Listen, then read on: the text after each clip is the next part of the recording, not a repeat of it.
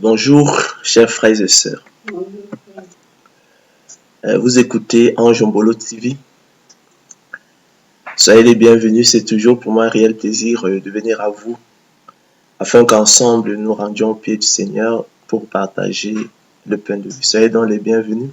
Ce matin, nous allons vous présenter à la lumière de la lecture allégorique et prophétique quelques textes tirés de l'Écriture et qui tendent à prouver l'idée d'un écart de 2000 ans entre la croix du Christ et la parousie. Des textes qui tendent à prouver l'idée d'un écart de 2000 ans entre la croix du Christ et son retour ultime en gloire. Donc, le thème, la conférence de ce matin est donc intitulé l'apport et les lanternes de la lecture allégorique et prophétique dans l'établissement des 2000 ans qui séparent la croix du Christ et la parousie. Alors, nous appuyons donc, chers frères et sœurs, sur la lecture allégorique et prophétique.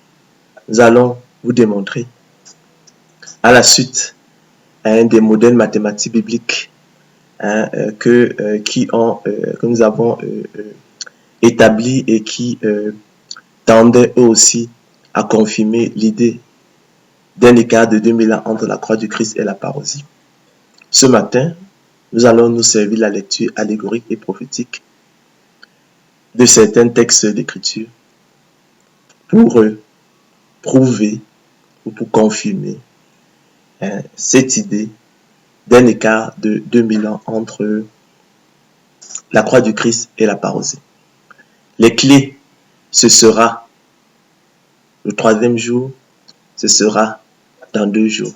Et nous sommes ici, il ne faut jamais le perdre de vue, sur l'échelle de temps divine qui compte, lui, des jours millénaires, c'est-à-dire des jours longs de 1000 ans, c'est-à-dire longs de 365 000 jours de 24 heures. Donc, les clés, ce sera donc 2 jours. 2 jours, c'est sur l'échelle de temps divine qui compte des jours millénaires, ce sera naturellement 2000 ans. Ce sera fondamentalement cela, la clé d'interprétation.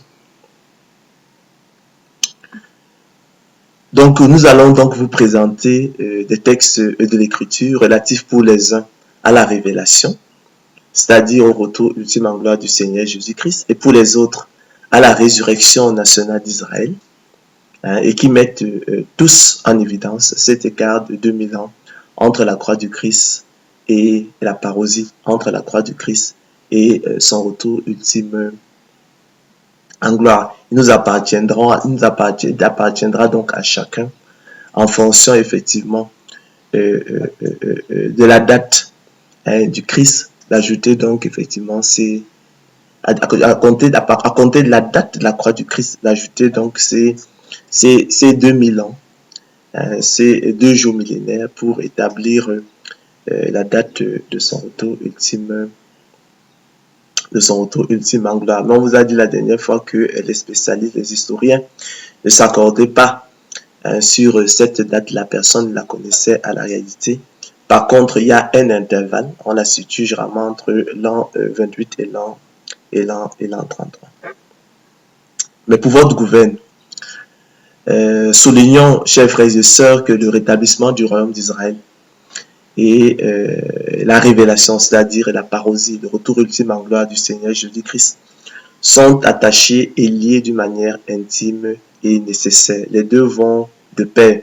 C'est-à-dire que c'est le Seigneur de gloire Jésus-Christ qui est le roi des Juifs, qui à l'occasion de la parousie, de son retour ultime en gloire, viendra rétablir le royaume d'Israël en détruisant et en anéantissant, chers frères et sœurs, l'impie. C'est pourquoi effectivement nous allons parfois pour établir ces 2000 ans entre la croix du Christ et la parousie, nous allons parfois nous servir de textes qui, eux, sont relatifs au rétablissement, à la résurrection nationale d'Israël. Or, nous savons que, je suis en train d'expliquer que la résurrection nationale d'Israël est intimement liée et associée à la parousie. Donc, ce sont des événements qui vont se produire ensemble et que l'on ne pourrait donc dissocier. Donc, ne soyez pas surpris qu'à certains moments, on parle plutôt de la résurrection nationale d'Israël. Hein. Mais il y a à l'esprit que cette résurrection nationale d'Israël ne sera que le fruit, ne sera que la conséquence du retour ultime en gloire du Seigneur Jésus-Christ. Donc, on peut indifféremment parler de résurrection nationale d'Israël ou du retour ultime en gloire du Seigneur Jésus-Christ. Donc, le rétablissement du royaume d'Israël est inhérent à la parousie. Il y est attaché et lié, chers frères et sœurs, d'une manière intime et nécessaire. C'est-à-dire que la résurrection nationale d'Israël, selon qu'il est écrit, « Seigneur, est-ce en ce temps que tu rétabliras le royaume d'Israël ?» se produira à l'occasion du retour ultime en gloire du Seigneur Jésus-Christ, selon qu'il est écrit. Vous êtes morts et votre vie est cachée avec Christ en Dieu. Quand Christ, votre vie, paraîtra, alors vous paraîtrez aussi avec lui dans la gloire. Ainsi, chers frères et sœurs, Israël est mort, selon qu'il est écrit. Je serai comme un lion pour Ephraïm, comme un lionceau pour la maison de Juda. Moi, je déchirerai, puis je m'en irai. J'emporterai, et nul n'enlèvera ma proie. Et sa vie est cachée avec Christ en Dieu. Quand Christ, la vie d'Israël, selon qu'il est écrit, le souffle de nos narines, celui qui était notre vie, le Messie, l'Éternel, paraîtra, selon qu'il est écrit, je m'en irai, je retournerai dans ma demeure, jusqu'à ce qu'ils s'avouent coupables et cherchent ma face. Quand ils seront dans la détresse, ils auront recours à moi. Alors Israël paraîtra aussi avec lui dans la gloire, selon qu'il est écrit, venez, retournons à l'Éternel, car il a déchiré, mais il nous guérira. Il a frappé, mais bandera nos plaies. Il nous rendra la vie dans 2 jours. Alors, attendez ici, 2 jours millénaires. Dans 2000 ans. Le 3e jour, c'est-à-dire dans 2 jours. Le 3e jour, c'est dans 2 jours. Le surlendemain, après-demain. Il nous relèvera. Et nous vivrons devant lui. Connaissons, cherchons à connaître l'Éternel. Sa venue est aussi certaine que celle de l'aurore. Il viendra pour nous comme la pluie du printemps qui arrose la terre. Ainsi, chers frères et sœurs, le retour ultime en gloire du Seigneur Jésus-Christ correspond par ailleurs au second accomplissement complet de la prophétie de la résurrection du Christ le 3e jour. Cette clarification, chers frères et sœurs, entre résurrection nationale d'Israël et parousie faite, nous démontrerons à présent, à la lumière d'une lecture allégorique et prophétique, le texte clé de l'écriture relatif au rétablissement du royaume d'Israël et qui met en évidence, comme nous l'avons dit précédemment, cet écart de 2000 ans entre la croix du Christ et la parousie, et qu'il en découle donc effectivement logiquement, chers frères et sœurs, qu'on puisse déterminer donc l'écart effectivement entre la croix du Christ et le retour ultime en gloire du Seigneur Jésus-Christ. Le premier texte que nous allons soumettre à notre lecture, chers frères et sœurs, c'est le texte d'Ésaïe 52, 13 à 53, 12. C'est un chef-d'œuvre prophétique qui dévoile la personne et l'œuvre du serviteur de l'Éternel, le Seigneur de gloire Jésus-Christ, l'agneau de Dieu qui ôte le péché du monde, le roi des Juifs, retranché de la terre des vivants et frappé pour les péchés du peuple de Dieu, pour les péchés d'Israël, selon qu'il est écrit. Voici mon serviteur prospérera. Il montera, il s'élèvera bien haut. De même qu'il a été pour plusieurs un sujet d'effroi, tant son visage était défiguré, tant son aspect différait de celui des fils de l'homme, de même il sera pour beaucoup de peuples un sujet de joie. Devant lui, des rois fermeront la bouche, car ils verront ce qui ne leur avait point été raconté. Ils apprendront ce qu'ils n'avaient point entendu. Qui a cru à ce qui nous était annoncé? Qui a reconnu le bras de l'Éternel? Il s'est élevé devant lui comme une faible plante, comme un rejeton qui sort d'une terre desséchée. Il n'avait ni beauté ni éclat pour attirer nos regards, et son aspect n'avait rien pour nous plaire. Méprisé et abandonné des hommes, homme de douleur et habitué à la souffrance, semblable à celui dont on détourne le visage, nous l'avons dédaigné. Nous n'avons fait de lui aucun cas. Cependant, ce sont nos souffrances qu'il a portées. C'est de nos douleurs qu'il s'est chargé. Et nous l'avons considéré comme puni, frappé de Dieu et humilié. Mais il était blessé pour nos péchés, brisé pour nos iniquités. Le châtiment qui nous donne la paix est tombé sur lui et c'est par ses maîtres sûrs, chers frères et sœurs, que nous sommes guéris. Nous étions tous errants comme des brebis, chacun suivait sa propre voie. Il était là à faire retomber sur lui l'iniquité de nous tous. Il a été maltraité et opprimé. Et il n'a point ouvert la bouche, semblable à un agneau qu'on mène à la boucherie, à une brebis muette devant ceux qui l'attendent. Il n'a point ouvert la bouche. Il a été enlevé par l'angoisse et le châtiment. Et parmi ceux de sa génération qui a cru qu'il était retranché de la terre des vivants et frappé pour les péchés de mon peuple. Entendez donc Israël ici notamment. On a mis son sépulcre parmi les méchants et son tombeau avec les riches, avec le riche. Quoiqu'il n'eût point eu de fraude dans sa bouche, il a plu dans l'Éternel de le briser par la souffrance. Après avoir livré sa vie en sacrifice pour le péché, il verra une postérité et prolongera ses jours, et l'œuvre de l'Éternel prospérera entre ses mains. À cause du travail de son âme, il rassasiera ses regards. Par sa connaissance, mon serviteur juste justifiera beaucoup d'hommes, et il se chargera de leurs iniquités. C'est pourquoi je lui donnerai sa part avec les grands. Il partagera le butin avec les puissants, parce qu'il s'est livré lui-même à la mort, et qu'il a été mis au nombre des malfaiteurs, parce qu'il a porté les péchés de beaucoup d'hommes, et qu'il a intercédé, chers frères et sœurs, pour eux les coupables.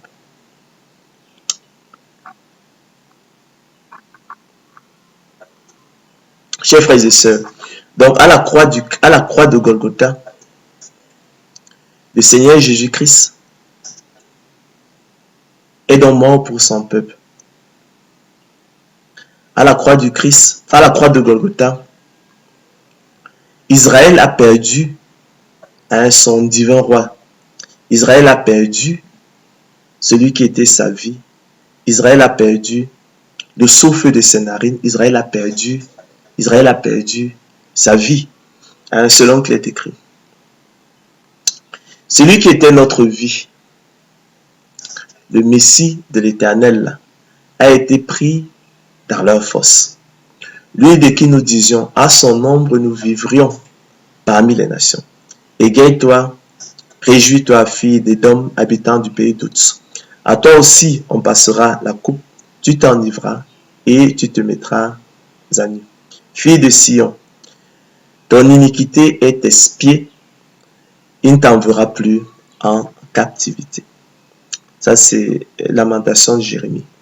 Alors, c'est Lamentation du prophète Jérémie, que nous avons lu précédemment, selon qu'il est écrit, celui qui était notre vie, le Messie de l'Éternel, le souffle de nos narines, a été pris dans leur fosse. Lui de qui nous disions, à son nom nous vivrons parmi les nations. Égaye-toi, réjouis-toi, fille d'Édom, habitant du pays d'Ouz. À toi aussi passera la coupe. On t'enivrera et tu te mettras à nu. Fille de Sion, ton iniquité est expiée, il ne t'enverra plus en captivité. Donc, ces lamentations du prophète Jérémie, chers frères et sœurs, traduisent la relation unique qui unit en Israël le roi et son peuple. Il s'agit du roi, chers frères et sœurs, aussi précieux pour le peuple que son souffle même. Historiquement, chers frères et sœurs, il s'agit de Sédécias, le dernier roi de Juda. Mais prophétiquement, il s'agit du Messie par excellence, le Seigneur de gloire Jésus-Christ, le dernier et grand David, qui fut crucifié en l'an 33 de notre ère à la croix de Golgotha. Je vous ai toujours dit que lorsqu'on parle de l'an 33, il ne faut pas entendre l'an 33, mais l'intervalle 28-33. Mais comme on ne peut pas toujours fonctionner avec un intervalle, en fait, on a choisi pour des raisons de communication simplement d'utiliser l'an 33, mais il faut entendre l'intervalle 28-33. La crucifixion en l'an 33 du Messie par excellence était aussi synonyme, je l'ai dit, de châtiment, de déchirure, de brisement et de mort d'Israël, dont il a le souffle de vie, selon qu'il est écrit. Je serai comme un lion pour Éphraïm, comme un lionceau pour la maison de Juda. Moi, je déchirerai, puis je m'en irai. J'emporterai et nul n'enlèvera ma proie. Je m'en irai, je retournerai dans ma demeure, jusqu'à ce qu'ils s'avouent coupables et cherchent ma face. Quand ils seront dans la détresse, ils auront recours à moi. Venez, retournons à l'Éternel, car il a déchiré, mais il nous guérira. Il a frappé, mais bandera nos plaies. Il nous rendra la vie dans 2 jours. Le 3e jour, il nous relèvera et nous vivrons devant lui. Connaissons, cherchons à connaître l'Éternel, et dit le prophète Osée. Sa venue est aussi certaine que celle de l'aurore. Il viendra pour nous comme la pluie du printemps qui arrose la terre.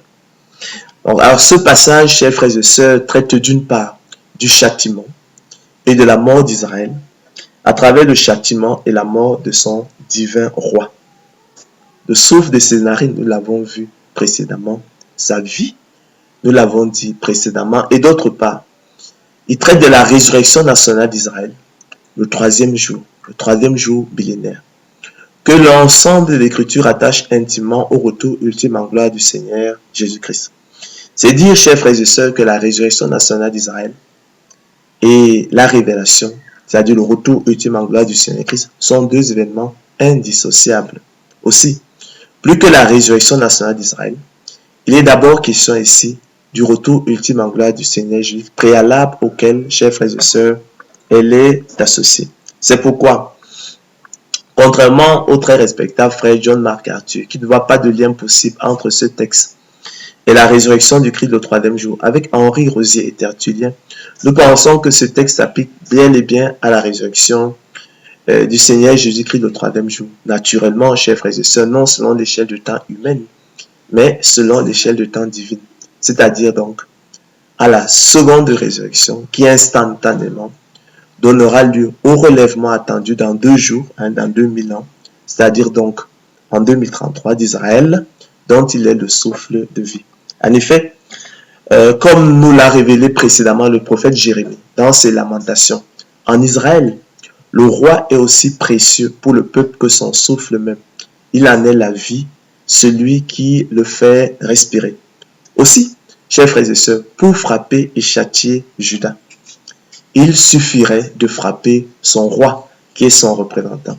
C'est bel et bien, chers frères et sœurs, ce qui se produisit en l'an 33 de notre ère, lorsqu'à travers la crucifixion du Messie, Israël fut frappé et châtié. C'est ce que confirme du reste le prophète Zacharie dans le texte, dans Zacharie, chers frères et sœurs, 13, 7 à 9, selon qu'il est écrit. Épée, lève-toi sur mon pasteur et sur l'homme qui est mon compagnon. Dit l'Éternel des armées, frappe le pasteur et que les brebis se dispersent. Et je tournerai ma main vers les faibles.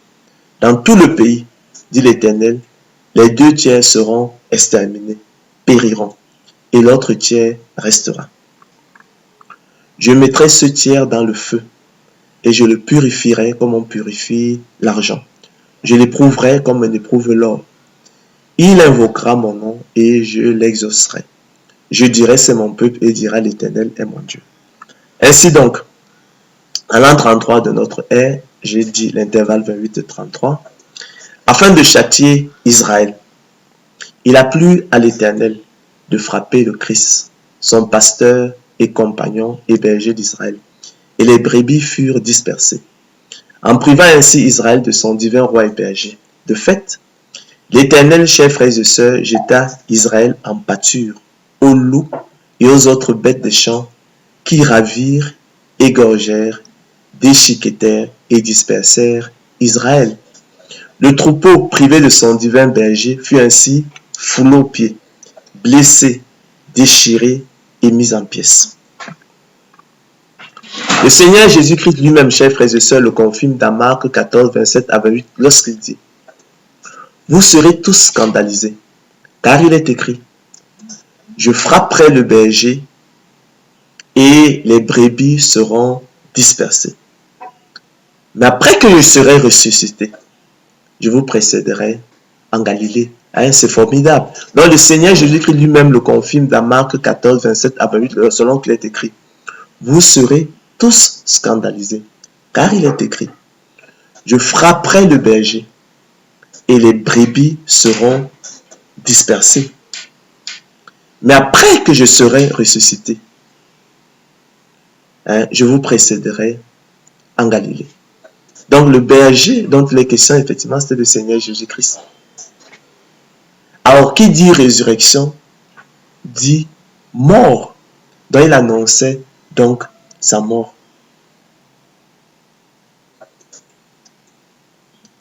Par ailleurs, si nous considérons attentivement Matthieu 23, 38 à 39, il est écrit, voici, votre maison vous sera laissée déserte. Car je vous le dis, vous ne me verrez plus désormais, jusqu'à ce que vous disiez, béni soit celui qui vient au nom du Seigneur. Dans ce passage, chers frères et sœurs, le Seigneur Jésus-Christ annonce son départ prochain, et donc la croix, mais aussi son retour en gloire, c'est-à-dire sa résurrection, sa seconde résurrection, celle dont parle le prophète Osée, et qui, contrairement à la première, sera visible, chers frères et sœurs, de tous, assortie de la résurrection nationale d'Israël, et se produira, non pas le troisième jour de 24 heures, mais le troisième jour millénaire, troisième jour tout de même, chers frères et sœurs. Notons qu'ici, le Seigneur Jésus-Christ omet à dessein le premier accomplissement prophétique, la première résurrection, invisible pour ses interlocuteurs, pour ne mentionner que le second accomplissement prophétique, la seconde résurrection que tout œil dans le monde, chers frères et sœurs, verra. Permettons-nous donc une première mise au point sur la base de ces cinq, un premier texte que nous venons de lire. Lorsque nous les mettons bout à bout et les examinons comme un tout cohérent, car, chers frères et sœurs, c'est ce dont il est question en matière d'études prophétiques, il ressort de manière prophétique que le texte central que constitue Osée 5, 14 à 6, 3 se rapporte d'une part au châtiment d'Israël, en l'an 33 de notre ère, j'ai dit l'intervalle 28-33, à travers la crucifixion de son divin roi et berger, le Seigneur Jésus-Christ, provoquant mécaniquement et instantanément la déchirure, les plaies et les blessures d'Israël dont il est le souffle de vie, dont il est le souffle et la vie. Et d'autre part, à la résurrection du Seigneur de gloire Jésus-Christ le troisième jour. Naturellement, nous l'avons dit, non selon l'échelle de temps humaine, ce qui correspondrait plutôt à la première résurrection ou premier accomplissement prophétique de l'an 33 de notre ère, mais plutôt ici, selon l'échelle du temps divin, et qui entraînera mécaniquement et instantanément, chers frères et sœurs, le relèvement, la restauration attendue dans 2 jours millénaires, dans 2000 ans, c'est-à-dire donc en 2033, 33 plus 2000 d'Israël, dont il est le souffle et la vie. Il s'agit donc du retour ultime en gloire du Seigneur Jésus-Christ qui débouchera, comme je l'ai dit précédemment, sur la résurrection nationale d'Israël à travers le rétablissement du futur royaume d'Israël, le royaume messianique de justice et de paix avec à sa tête le Christ Jésus.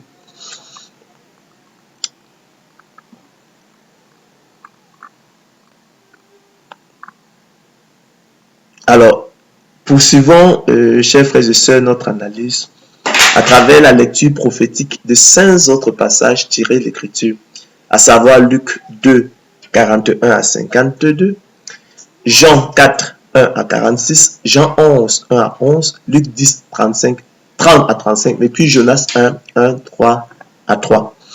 Alors, le premier texte, ce sera, chers frères et sœurs, que je vais soumettre à votre lecture, c'est Luc 2, 41 à 52, selon qu'il est écrit.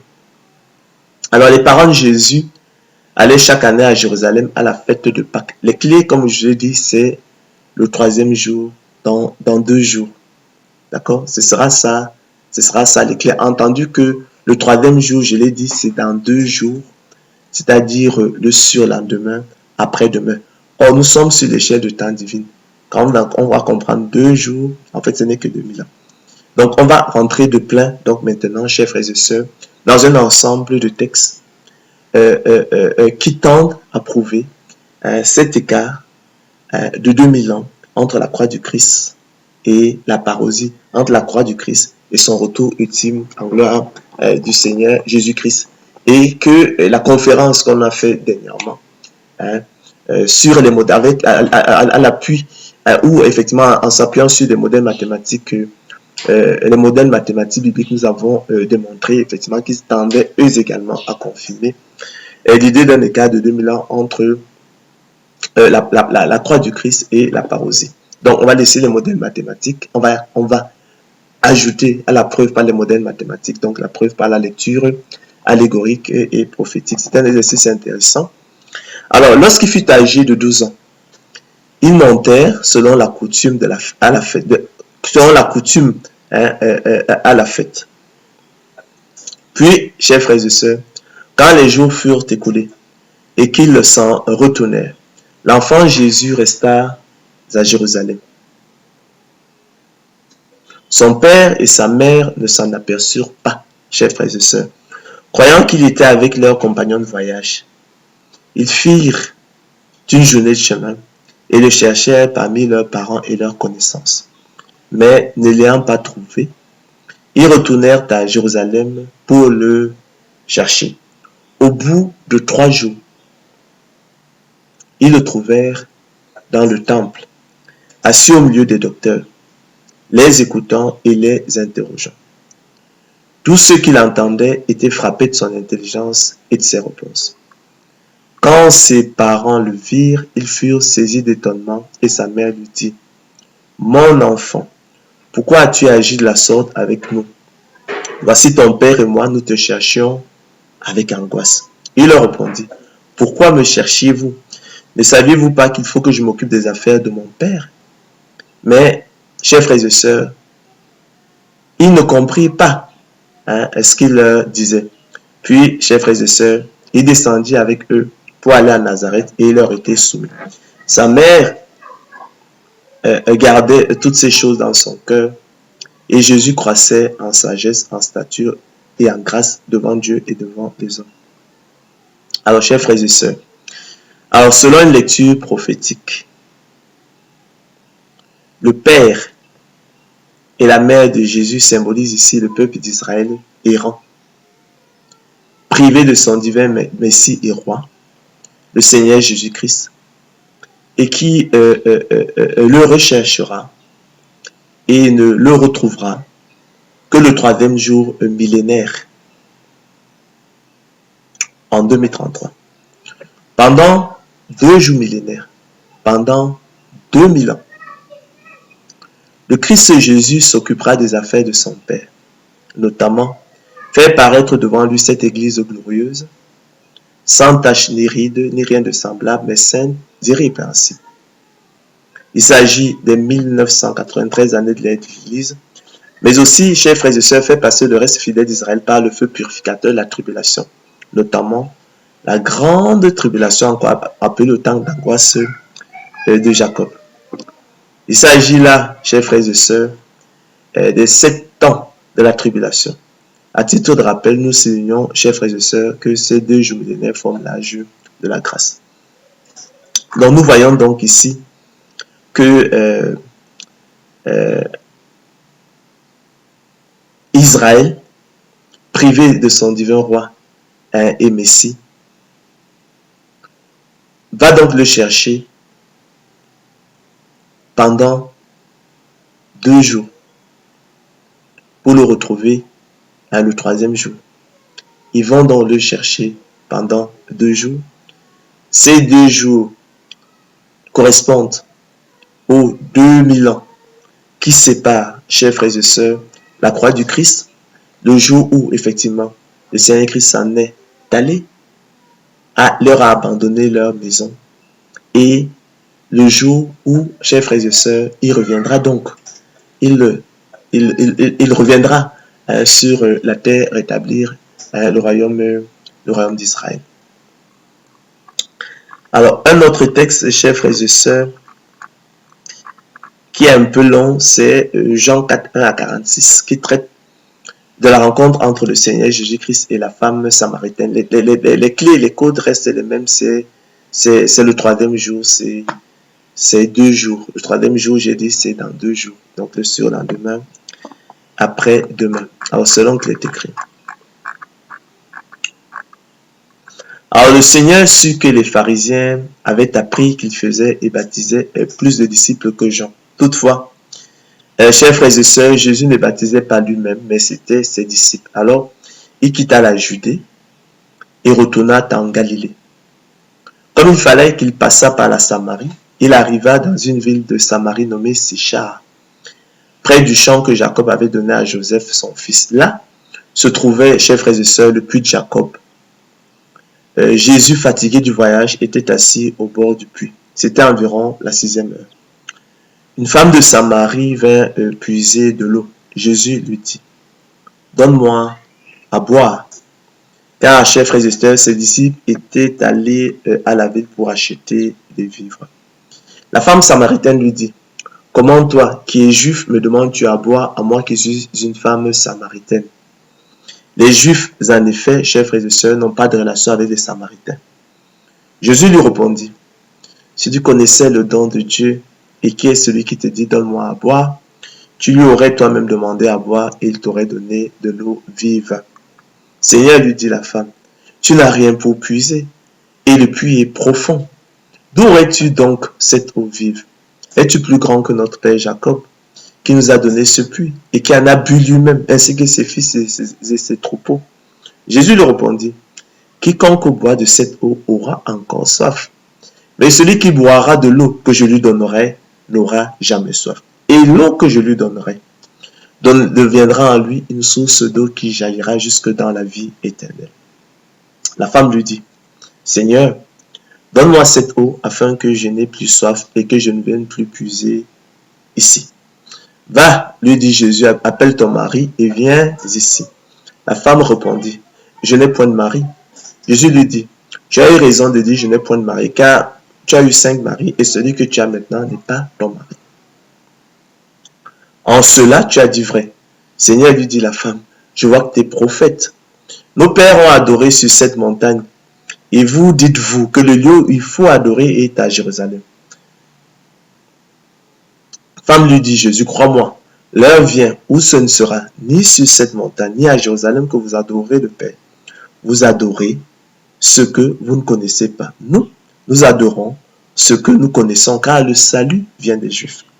Mais l'heure vient, et elle est déjà venue, où les vrais adorateurs adoreront le Père en esprit et en vérité. Car ce sont là les adorateurs que le Père demande. Dieu est esprit, et il faut que ceux qui l'adorent en esprit et en vérité. La femme lui dit, je sais que le Messie doit venir, celui qu'on appelle Christ. Quand il sera venu, il nous annoncera toutes choses.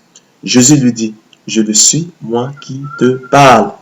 Là-dessus arrivaient ses disciples qui furent étonnés de ce qu'il parlait avec une femme. Toutefois, aucun ne dit, que demandes-tu ou de quoi parles-tu avec elle? Alors la femme, ayant laissé sa cruche, s'en alla dans la ville et dit aux gens, venez voir un homme qui m'a dit tout ce que j'ai fait. Ne serait-ce point le Christ? Ils sortirent de la ville et ils vinrent vers lui. Pendant ce temps, les disciples le pressaient de manger, disant, Rabbi, mange. Mais il leur dit, J'ai à manger une nourriture que vous ne connaissez pas. Les disciples se disaient donc les uns aux autres, quelqu'un lui aurait-il apporté à manger? Jésus leur dit, ma nourriture est de faire la volonté de celui qui m'a envoyé et d'accomplir son œuvre. Ne dites-vous pas qu'il y a encore 4 mois jusqu'à la moisson? Voici, je vous le dis, levez les yeux et regardez les champs qui déjà blanchissent pour la moisson. Celui qui moissonne reçoit un salaire et amasse des fruits pour la vie éternelle, afin que celui qui sème et celui qui moissonne se réjouissent ensemble. Car en ceci, ce qu'on dit est vrai. Autre est celui qui sème et autre est celui qui moissonne. Je vous ai envoyé moissonner ce que vous n'avez pas travaillé. D'autres ont travaillé et vous êtes entrés dans leur travail. Chers frères et sœurs, plusieurs Samaritains de cette ville crurent en Jésus à cause de cette déclaration formelle de la femme. Il m'a dit tout ce que j'ai fait. Aussi, quand les Samaritains vinrent le trouver, ils le prièrent, chers frères et sœurs, de rester auprès d'eux. Et il resta là 2 jours, chers frères et sœurs. Et il resta là 2 jours. Un beaucoup plus grand nombre crut à cause de sa parole et disait à la femme, ce n'est plus à cause de ce que tu as dit que nous croyons, car nous l'avons entendu de nous-mêmes et nous savons qu'il est vraiment le sauveur du monde. Après ces 2 jours, chers frères et sœurs, Jésus partit de là pour se rendre en Galilée, car elle avait déclaré lui-même comme prophète n'est pas honoré dans sa propre patrie. Lorsqu'il arriva en Galilée, il fut reçu des Galiléens qui avaient vu tout ce qu'il avait fait à Jérusalem pendant la fête, car eux aussi étaient allés à la fête. Il retourna donc à Cana, en Galilée, où il avait changé l'eau en vin. Chers frères et sœurs, lors de sa première venue, le Christ a été rejeté par son peuple, qui mit le comble à ses péchés en le crucifiant en l'an 33. Pendant 2 jours millénaires, pendant 2000 ans. Pendant les 2 jours millénaires qui vont suivre sa crucifixion, donc pendant les 2000 ans qui vont suivre sa crucifixion, le Messie, chers frères et sœurs, se détournera provisoirement des circoncis, voyez-vous, pour s'occuper des païens, symbolisés ici par les Samaritains, afin de bâtir son église et épouse. Après quoi, il répondra au cri de détresse des siens, qui lui réserveront cette fois-là bon accueil en tant que leur divin Messie, à la vue des miracles qu'il fera à la bataille d'Armageddon. Donc, chers frères et sœurs, lors de sa première venue, le Christ a été rejeté par son peuple. Voyez-vous, qui mit le comble à ses péchés en le crucifiant en l'an 33 à la croix de Golgotha.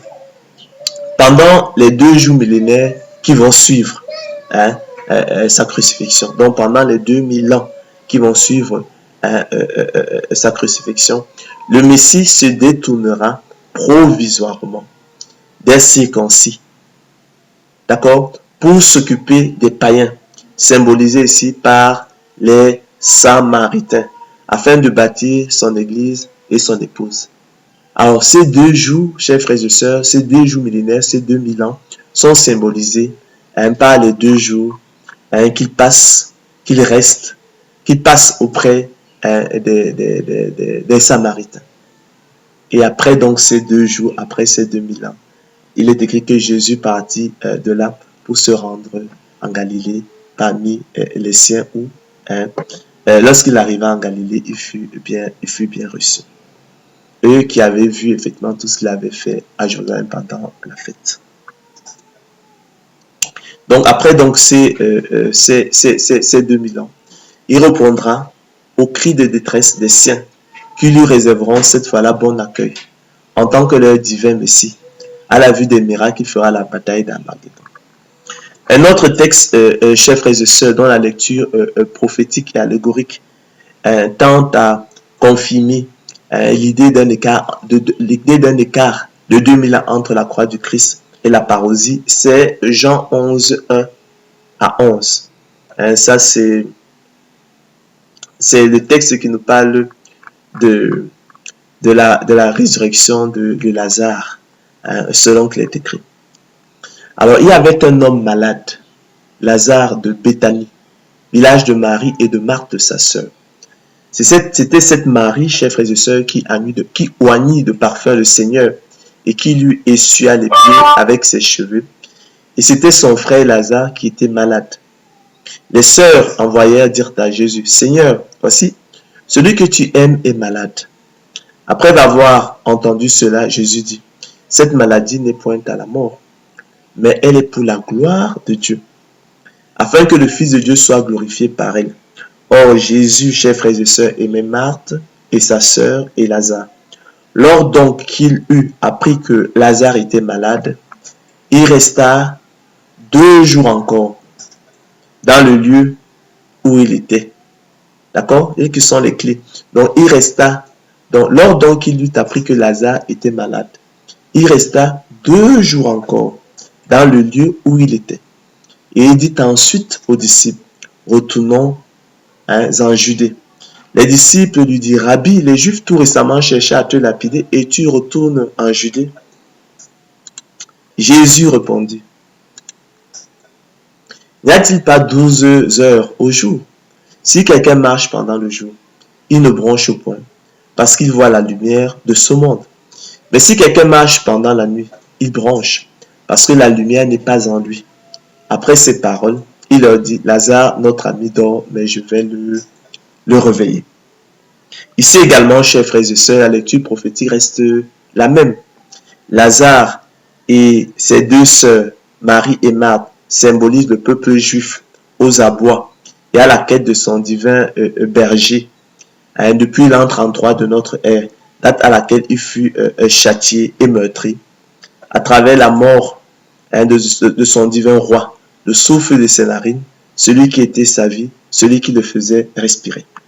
Chers frères et sœurs, le Seigneur de gloire Jésus-Christ se détournera de ses frères juifs, alors dans une situation désespérée, pendant 2 jours millénaires, pendant 2000 ans, après qu'il ait rejeté en l'an 33 de notre ère, afin de bâtir son Église et faire passer le reste fidèle d'Israël par le feu purificateur de la tribulation. Après quoi, il répondra promptement au cri de détresse de ceux, chers frères et sœurs, qui l'ont percé. Donc c'est ce que symbolise donc ces 2 jours encore pendant lesquels effectivement il reste dans le lieu où il était après que effectivement les sœurs de Lazare lui aient envoyé un message pour lui faire savoir que Lazare, celui qu'il aime, était malade. Donc, et après donc ces 2 jours, il s'est donc rendu effectivement au chevet de Lazare, qui, comme vous le savez, il ressuscitera. Alors, un autre texte, chers frères et sœurs, c'est Luc 10, 30 à 35. Alors, ça, c'est la parabole du bon samaritain, selon qu'il est écrit. Alors, Jésus reprit la parole et dit, « Un homme descendait de Jérusalem à Jéricho. Il tomba au milieu des brigands qui le dépouillèrent, le chargèrent de coups et s'en allèrent, le laissant, chers frères et sœurs, à demi-mort. Un sacrificateur qui, par hasard, descendait par le même chemin, ayant vu cet homme, passa outre. Un lévite, qui arriva aussi dans ce lieu, l'ayant vu, passa outre. Mais un samaritain, qui voyageait étant venu par là, fut ému de compassion lorsqu'il le vit. Il s'approcha et banda ses plaies en y versant de l'huile et du vin. Puis il le mit sur sa propre monture et le conduisit à une hôtellerie. Et il prit soin de lui.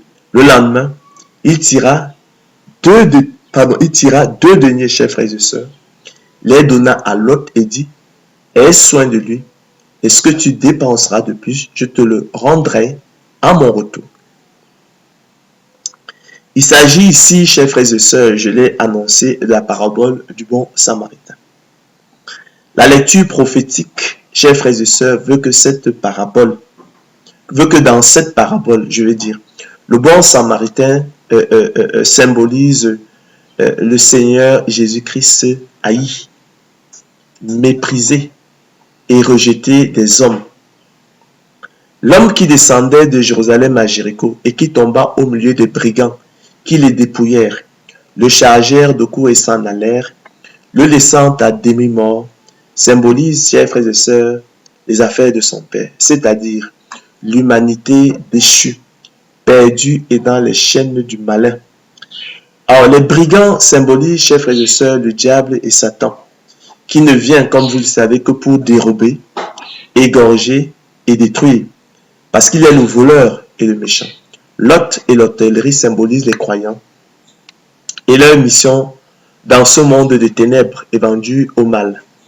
Tandis que, chers frères et sœurs, les 2 deniers, qui représentent le salaire de 2 journées de travail, symbolisent 2 jours millénaires, c'est-à-dire 2000 ans.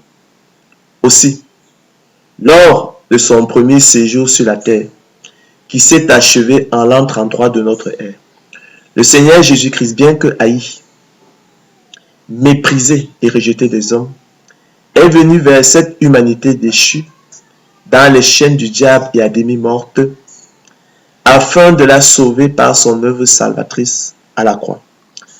Avant de s'asseoir à la droite du trône de la majesté divine dans les lieux très hauts où il est actuellement glorifié, il confie à ses disciples la tâche de veiller à ce qu'aucun homme ne se prive de la grâce de Dieu. Et il leur donne rendez-vous dans 2 jours. Dans 2 jours millénaires. Dans 2000 ans donc. À son retour du ciel. Lors de sa réapparition. De sa résurrection le 3e jour. En l'an 2033. Vous voyez donc, chers frères et sœurs, que là également, on a cet écart de 2000 ans entre la croix du Christ et la parousie qui, chers frères et sœurs, est mise en évidence. Autre texte, chers frères et sœurs, c'est le texte de Jonas 1 à 3, selon qu'il est écrit.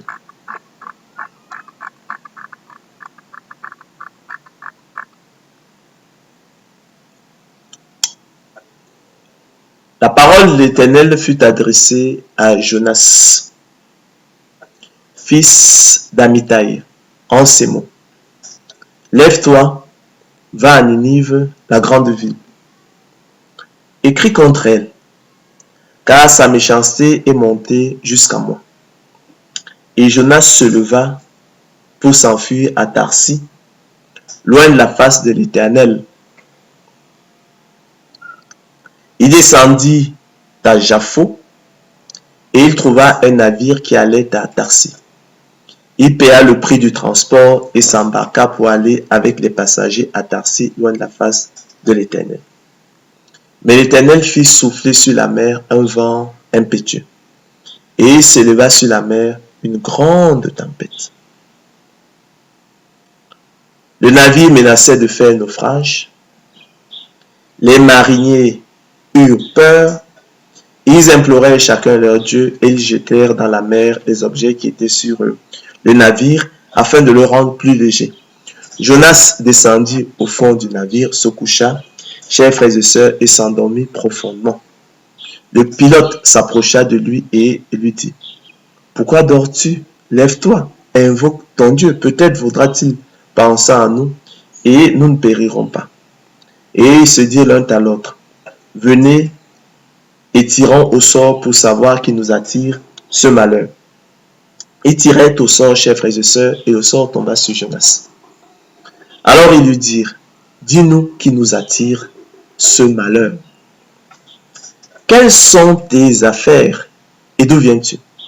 Quel est ton pays et de quel peuple es-tu? » Il leur répondit, « Je suis hébreu. » Ça, c'est l'une des clés.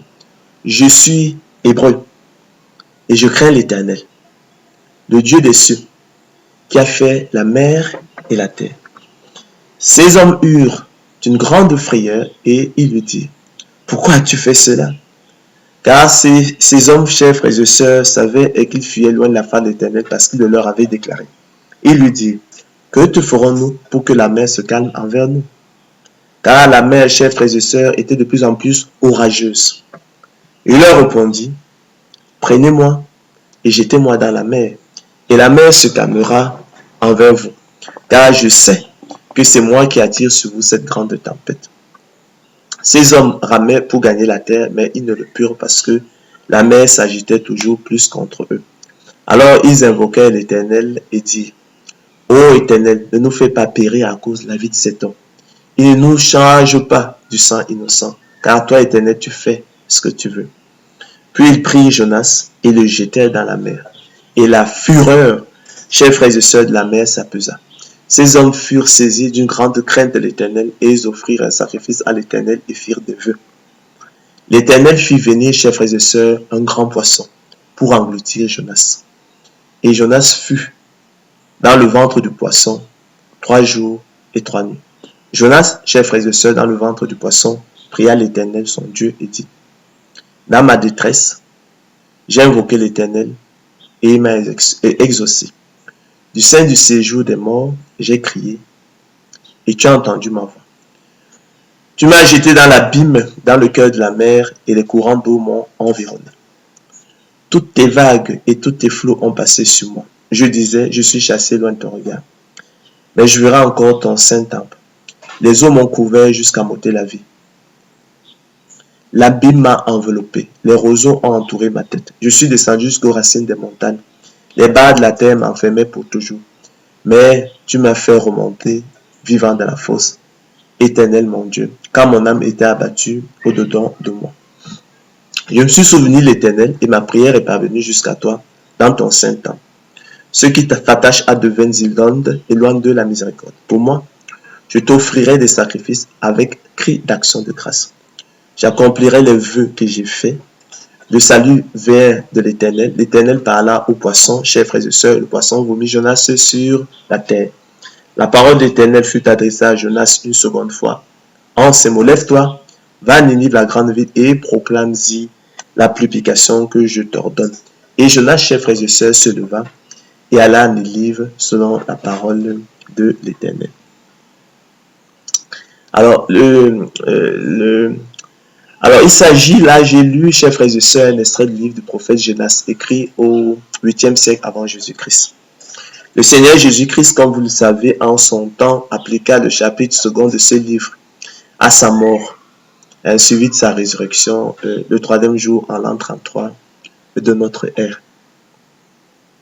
C'est pourquoi vous avez vu que le Seigneur Jésus-Christ,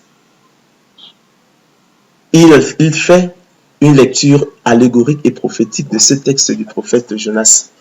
S'il l'a fait, c'est pourquoi nous aussi, on peut faire des lectures allégoriques et prophétiques. Il appliqua à sa propre mort, suivi de sa résurrection, en faisant donc une lecture allégorique et prophétique. C'est ça qui nous autorise à faire nous aussi des lectures allégoriques et prophétiques. Donc ne pensez pas que nous sommes en train d'inventer des choses. Nous suivons simplement les clés d'interprétation de l'écriture que nous a fourni le Maître et Seigneur Jésus-Christ. Donc le Seigneur Jésus-Christ, en son temps, appliqua le chapitre 2 de ce livre à sa mort, suivi de sa résurrection le 3e jour en l'an 33 de notre ère. Avant que le Seigneur qui nous fasse nous donne cette leçon, cet enseignement, on était passé à côté de l'essentiel des leçons qu'on pourrait tirer effectivement de ce livre. On aurait probablement fait une lecture littérale comme ça. Il y a eu un prophète qui a été rebelle, mais l'Éternel effectivement a su le ramener effectivement à l'ordre, sur le droit chemin, parce qu'il règne sur toute sa création, il est souverain sur toute sa création. Ça, oui, ça c'est vrai. C'est un aspect de l'histoire. Mais à côté de ça, il y a encore d'autres aspects. Il y a encore beaucoup d'autres choses. Le Seigneur nous a révélé une facette, à savoir sa mort et sa résurrection le 3e jour. Nous verrons qu'effectivement, il y a encore d'autres lectures qu'on peut en faire. C'est dire évidemment que la Bible est un diamant étincelant aux 1001 facettes. Donc, je disais que le Seigneur Jésus-Christ, en son temps, appliqua le chapitre 2 de ce livre à sa mort, suivi de sa résurrection le 3e jour en l'an 33 de notre ère. En effet, vous vous en souvenez, à la sollicitation des scribes et des pharisiens, qui lui manifestaient leur désir brûlant de le voir faire un miracle, Il répondit, une génération méchante et adultère demande un miracle. Il lui sera donné d'autres miracles que celui du prophète Jonas. Car, de même que Jonas fut 3 jours et 3 nuits dans le ventre d'un grand poisson, de même, le Fils de l'homme sera 3 jours et 3 nuits dans le sein de la terre. Alors nous trouvons ça dans Matthieu 12, 39 à 40, mais aussi dans Matthieu 16, 4 et même Luc 11, 29 reprend cela. Alors, une autre lecture prophétique parallèle et complémentaire, chers frères et sœurs, veut que le prophète Jonas symbolise ici Israël. D'accord? Le peuple terrestre élu de Dieu, appelé à manifester la gloire d'éternel Dieu parmi les nations. Dans sa désobéissance et sa prostitution, vous avez vu la désobéissance du prophète, d'accord? Son châtiment par l'éternel Dieu en l'an 33 de notre ère, d'accord? Il a été châtié, on l'a jeté dans la mer, il a été englouti par un grand poisson. Donc son châtiment par l'éternel Dieu en l'an 33 de notre ère, d'accord? Le privant de son divin roi et Messie, le Christ Jésus, le souffle de ses narines, celui qui les faisait respirer, celui qui était leur vie, en le clouant à la croix de Golgotha, sa repentance, donc la repentance du prophète, et sa résurrection nationale, le 3e jour millénaire, chers frères et sœurs, au bout de 2 jours, c'est-à-dire dans 2 jours, donc en 2033. Donc nous pouvons faire cette application parce que Jonas lui-même, il s'est présenté comme étant hébreu. Il a dit qu'il était hébreu. Donc c'est ça à cela on peut l'assimiler donc à Israël. Le Seigneur de gloire Jésus-Christ ayant appliqué ce texte à sa résurrection le 3e jour en l'an 33 de notre ère, chers frères et sœurs, et la résurrection nationale d'Israël, le 3e jour millénaire étant à la clé et intimement attaché au retour ultime en gloire du Seigneur Jésus-Christ. Comme nous l'avons vu précédemment, constitue bel et bien une résurrection dans un sens allégorique, une sorte de résurrection. Aussi, le livre du prophète Jonas constitue le fondement scripturel de la prophétie de la double résurrection du Christ le 3e jour. De même qu'il témoigne et confirme l'inspiration et l'autorité du principe de la double résurrection du Christ le 3e jour. Donc, vous voyez que Jonas, il va se présenter comme hébreu. D'accord? Le Seigneur Jésus-Christ, à la requête des scribes et pharisiens qui lui demandaient effectivement de faire, qui lui demandaient de faire un miracle, il leur répondit, une génération méchante et adultère demande un miracle. Il leur sera donné d'autres miracles que celui du prophète Jonas. Car de même que Jonas fut 3 jours et 3 nuits dans le ventre d'un grand poisson, de même aussi le Fils de l'homme sera 3 jours et 3 nuits dans le sein de la terre. Donc il a fait une application de l'expérience personnelle vécue par Jonas à sa personne. C'est une lecture allégorique. Nous également, parce que le prophète se présente comme hébreu. On peut également, et par analogie, faire à la suite du Seigneur Jésus-Christ qui en a fait une application à sa propre mort suivant sa résurrection, nous pouvons faire une application de l'expérience personnelle vécue par Jonas qui se présente comme hébreu à, chers frères et sœurs, la mort et la résurrection nationale d'Israël. Le 3e jour, c'est-à-dire dans 2 jours, dans 2000 ans. D'accord? Donc ce texte tend aussi à confirmer l'idée d'un écart de 2000 ans entre la croix du Christ et la parousie. On a dit qu'à la croix, Israël est mort à travers la mort de sa vie, du souffle de ses narines, de celui qui le faisait respirer. Et nous voyons là que Jonas est vomi sur terre le 3e jour. il ressuscite donc en fait le troisième jour. Donc de même aussi, Israël va ressusciter le troisième jour. Donc c'est le troisième jour que se produira la résurrection nationale d'Israël.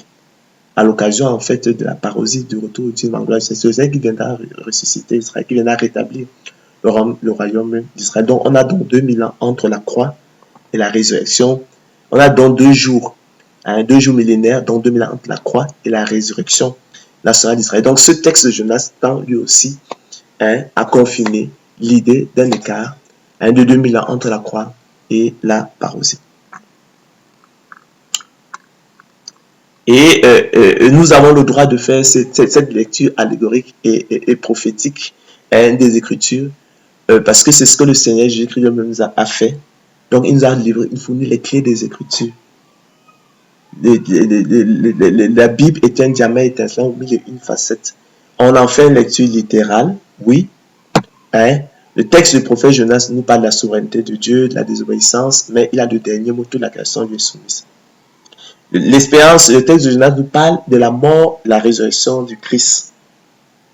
Le Seigneur Christ l'a dit. Jonas est un type du Christ. Mais Jonas est aussi un type d'Israël. Il s'est présenté comme hébreu.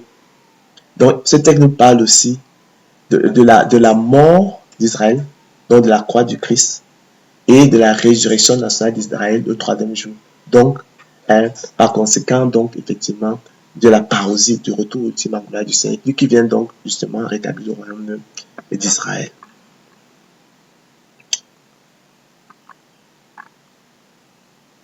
Alors, achevons,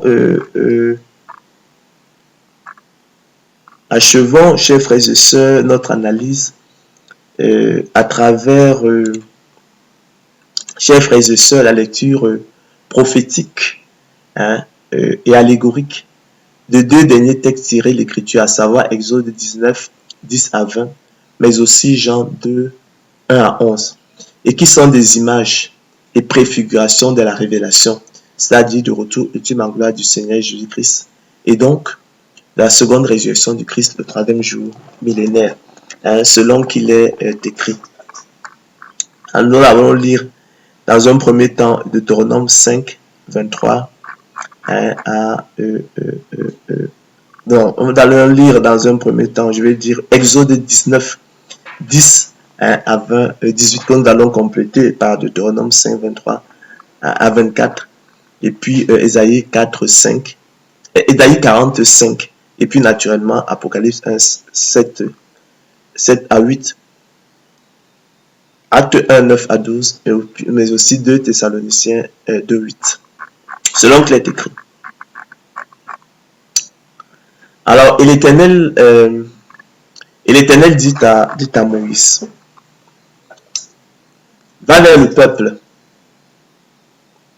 sanctifie-les aujourd'hui et demain, et qu'ils lavent leurs vêtements, qu'ils soient prêts pour le troisième jour.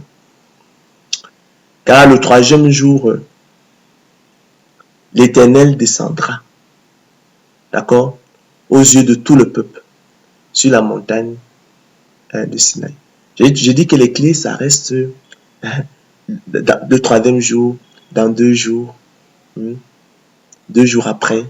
Le troisième jour, j'ai dit que c'est le surlendemain, après-demain. Donc dans 2 jours. Le troisième jour, c'est dans 2 jours, le surlendemain, après-demain.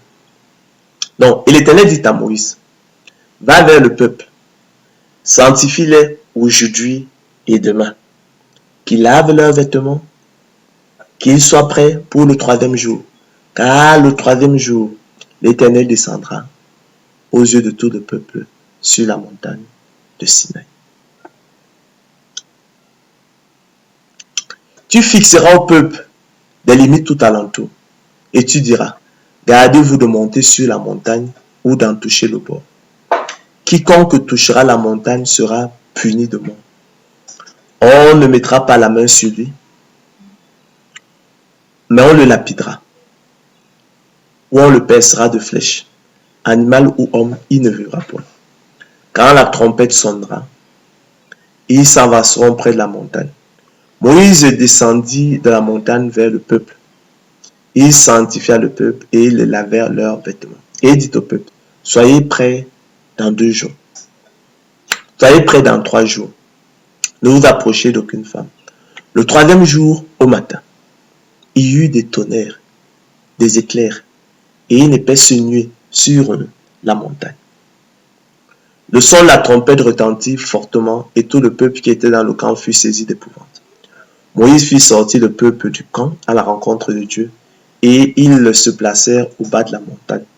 La montagne du Sinaï était tout en fumée, chers frères et sœurs, parce que l'Éternel y était descendu au milieu du feu.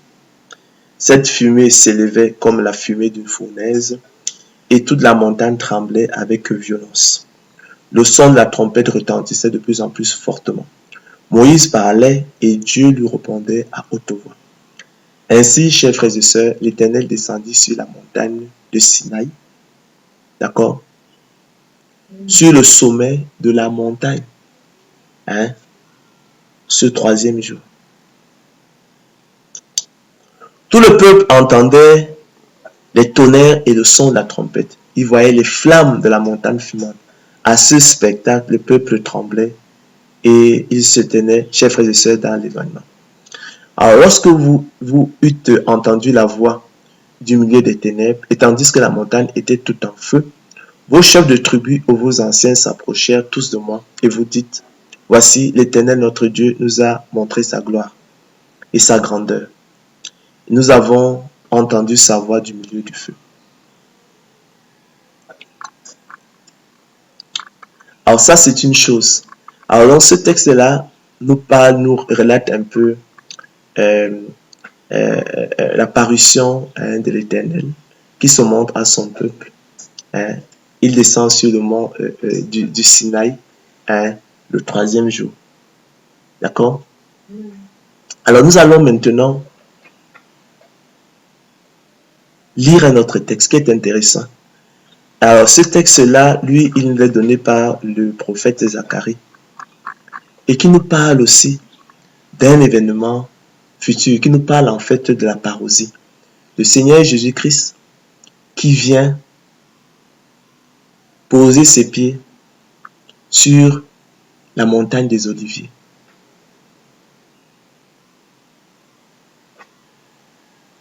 Alors, on peut donc faire une lecture allégorique et prophétique et comprendre que le texte de Moïse que nous avons lu précédemment est une préfiguration de la descente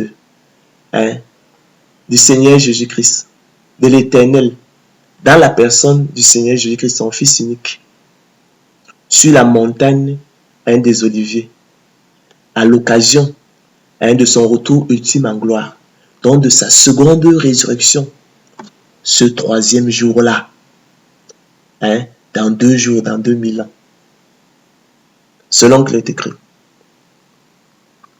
Nous ne faisons que faire ce que le Seigneur Christ même a fait de l'épreuve personnelle de Jonas. Il y a le sens littéral, mais il en fait une application à sa mort et à sa résurrection de façon prophétique. Donc, il y a eu ce texte-là de Moïse, d'accord, la descente de l'Éternel sur le mont des Oliviers le 3e jour. Et nous en faisons maintenant une lecture prophétique pour l'appliquer donc à son retour ultime en gloire. Et cela est donc confirmé maintenant par le texte de Zacharie 14, 1 à 5, selon que l'est écrit. Voici, le jour de l'Éternel arrive, et tes dépouilles seront partagées au milieu de toi. Je rassemblerai toutes les nations pour qu'elles attaquent Jérusalem. La ville sera prise, les maisons seront pillées, les femmes violées. La moitié de la ville ira en captivité, mais le reste du peuple ne sera pas exterminé de la vie. L'Éternel paraîtra, et il combattra ces nations, comme il combat au jour de la bataille. Ses pieds se poseront en ce jour sur la montagne des Oliviers. Qui est vis-à-vis de Jérusalem, du côté de l'Orient. La montagne des Oliviers se fendra par le milieu, à l'Orient et à l'Occident, et il se formera une très grande vallée. Une vallée, une moitié de la montagne reculera vers le septentrion et une moitié vers le midi. Vous fuirez alors dans la vallée de mes montagnes, car la vallée des montagnes s'étendra jusqu'à Hadzel. Vous fuirez comme vous avez fui devant le tremblement de terre au temps d'Osias, roi de Juda, et l'Éternel, mon Dieu, viendra, et tous ses saints avec lui. Alors, la gloire de l'Éternel sera révélée, et au même instant, toute chair la verra. Car la bouche de l'Éternel a parlé. Voici, il vient avec les nuées, et tout œil le verra, même ceux qui l'ont percé. Et toutes les tribus de la terre se lamenteront à cause de lui. Oui, amen. Je suis l'alpha et l'oméga, dit le Seigneur, celui qui était et qui vient, le Tout-Puissant. Après avoir dit cela, il fut élevé pendant qu'ils le regardaient, et une nuée le déroba à leurs yeux. Et comme ils avaient le regard fixé vers le ciel pendant qu'ils s'en allaient, voici, deux hommes vêtus de blanc leur apparurent et dirent: Hommes galiléens, pourquoi vous arrêtez-vous à regarder au ciel? Ce Jésus qui est enlevé du milieu de vous reviendra de la même manière que vous l'avez vu allant au ciel. Alors ils retournèrent à Jérusalem, de la montagne appelée des Oliviers, qui est à Jérusalem, à la distance d'un chemin de sabbat. Et alors paraîtra l'impie, que le Seigneur Jésus-Christ détruira par le souffle de sa bouche et qu'il anéantira par l'éclat de son avènement. Selon, chers frères et sœurs, une lecture prophétique, la descente de l'Éternel, le troisième jour, aux yeux de tout le peuple, sur la montagne de Sinaï, relatée en Exode 19, 10 à 20, préfigure la descente de l'Éternel. D'accord? Le troisième jour millénaire, aux yeux de toute chair, sur la montagne des Oliviers. Voyez-vous, à l'occasion de la bataille d'Armageddon est relatée en Zacharie 14, 1 à 5. Et donc, chers frères et sœurs, la seconde résurrection du Christ, le troisième jour millénaire. Donc, vous avez vu ça, chers frères et sœurs. Ça se comprend. Donc, de même que, effectivement, l'Éternel est descendu, il a révélé sa gloire sur le mont Sinaï, le troisième jour. De même aussi, sur la montagne des Oliviers, il paraîtra, il posera ses pieds à l'occasion du retour ultime en gloire du Seigneur Jésus-Christ. Ce troisième jour, à l'occasion effectivement de sa seconde résurrection le troisième jour, c'est-à-dire dans 2 jours. Donc ces textes-là tendent aussi, leur lecture allégorique et prophétique tendent aussi à confirmer l'idée d'un écart de 2000 ans, de 2 jours millénaires entre effectivement la croix du Christ et son retour ultime en gloire. Alors nous allons terminer, chers frères et sœurs, avec la lecture de Jonas 2, 1 à 11, et qui nous parle des noces de Cana ce troisième jour, selon qu'il est écrit. 3 jours après, il y eut des noces à Cana en Galilée. La mère de Jésus était là, et Jésus fut aussi invité aux noces avec ses disciples. Le vin ayant manqué, la mère de Jésus lui dit: ils n'ont plus de vin. Jésus lui répondit: femme, qu'y a-t-il entre moi et toi? Mon heure n'est pas encore venue. Sa mère dit au serviteur: faites ce qu'il vous dira. Or, il y avait là 6 vases de pierre destinés aux purifications des Juifs et contenant chacun d'eux 3 mesures. Jésus leur dit: remplissez d'eau ces vases. Et il les remplit jusqu'au bord. Puisez maintenant, leur dit-il, et portez-en à l'ordonnateur du repas. Et ils les emportèrent. Quand l'ordonnateur du repas eut goûté l'eau changée en vin, ne sachant d'où venait ce vin, tandis que les serviteurs qui avaient puisé l'eau le savaient bien, il appela l'époux et lui dit: tout homme sert d'abord le bon vin, puis le moins bon, après qu'on s'est enivré. Toi, tu as gardé le bon vin jusqu'à présent. Tel fut, chers frères et sœurs, à Cana, en Galilée, le premier des miracles que fit Jésus. Il manifesta sa gloire et ses disciples crurent en lui. Il s'agit ici, chers frères et sœurs, de l'épisode des noces de Cana et du tout premier miracle accompli par Jésus-Christ. À l'occasion des noces de Cana, ce troisième jour, ce sont toujours les clés. Le Christ Jésus, en accomplissant son tout premier miracle, manifeste sa gloire et se révèle ainsi au peuple, selon la lecture prophétique. Cet épisode de révélation du troisième jour préfigure la révélation du troisième jour millénaire, à l'occasion de la parousie, c'est-à-dire du retour ultime en gloire du Seigneur Jésus-Christ, et où le Christ manifestera et révélera sa gloire à tout œil sur la terre, même ceux qui l'ont percé. Il est donc clairement question ici également d'une préfiguration de la seconde résurrection du Christ, le troisième jour millénaire. Hein?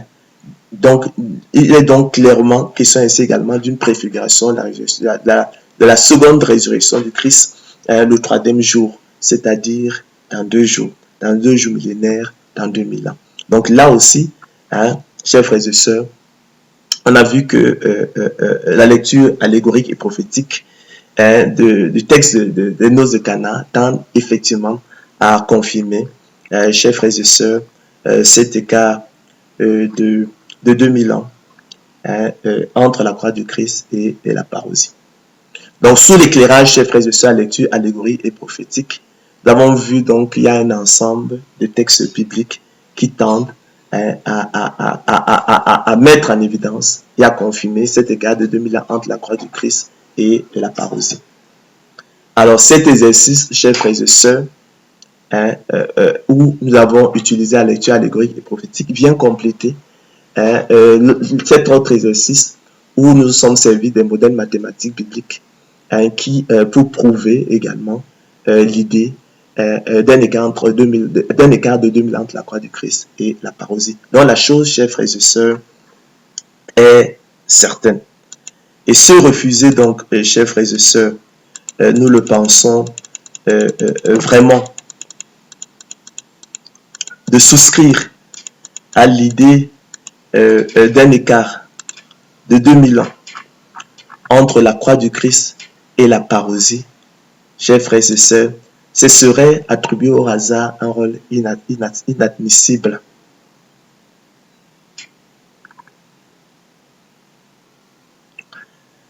Avec, chers frères et sœurs, Henri Poincaré, je l'ai souvent dit, nous refusons à admettre que cette rencontre de 2000 ans, si souvent répétante la croix du Christ et la parousie, soit un simple effet du hasard. Non, nous nous refusons à admettre que ce méga jubilé de 2000 ans, si souvent répétante la croix du Christ et la parousie, soit un simple effet du hasard. Nous nous refusons à admettre que ces 4 écarts de 2000 ans, si souvent répétante la croix du Christ et la parousie, soit un simple effet du hasard. Et nous concluons, chers frères et sœurs, que la parousie se produira vraisemblablement 2000 ans après la croix. En effet, chers frères et sœurs, Dieu ne joue pas au dé.